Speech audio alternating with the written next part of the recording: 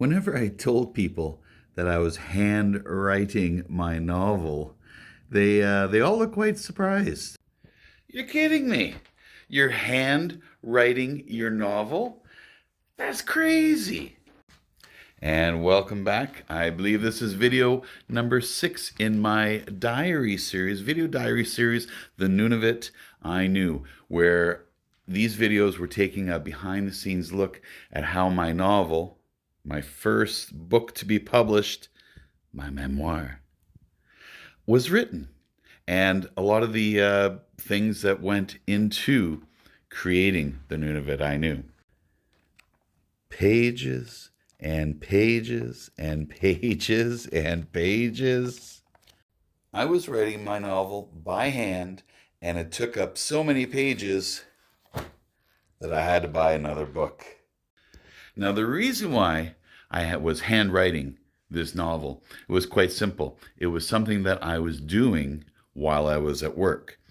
I was still working 11-hour shifts, but I wasn't working that often.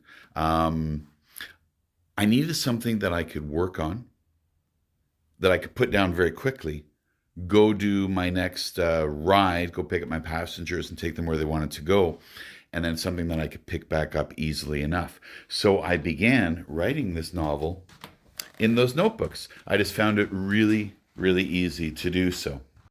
So it's kind of interesting that The Nunavut I Knew, my memoir about my trip to Rankin Inlet in 2006, actually began during the pandemic simply as a way to keep me from being absolutely bored at work. But once I got to about chapter 5, I started thinking,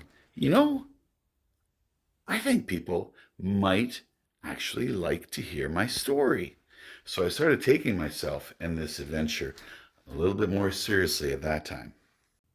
So what I found myself doing once I got up to about chapter 6 was I started then finding time at home to type it out. I started leaving a lot more notes for myself in the columns and and at the top of the page for things to me to research. Like I said, I started taking this a little bit more seriously at this point, and I'm really glad I did, because here we are 5.5 years later, and my novel, my memoir, The Nunavut I Knew, is about to be published. Now, I'm going to talk a little bit about my first problem in my next video.